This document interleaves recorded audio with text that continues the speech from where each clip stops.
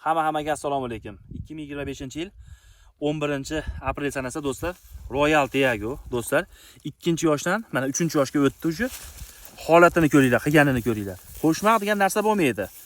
Bemalol eksport bo'lib, xudo xolasa, sariqligi ham uziladi. Holati no'xatdan katta bo'lib qoldi, ko'rishlaringiz mumkin. Hali suv ichgan yo'q.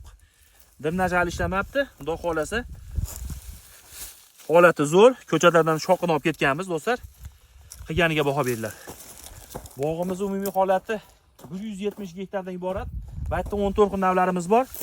Olganini ko'ringlar 3-yoshda. Qo'shmoq degan narsa bo'lmaydi, sariqligi ham uziladi, ham qorayadi. Giantletni ko'pchilik adashtirib yuboryapti, lekin bu gilos Royal Tiago eng ertaki gilos. Olganiga baho beringlar. Xudo xolasa ko'chatlardan aloqa ko'rasizlar, 100%. Shuni shoqini olib borib ularga ko'rsatib o'tganmiz do'stlar. Buni qilganini ko'ringlar.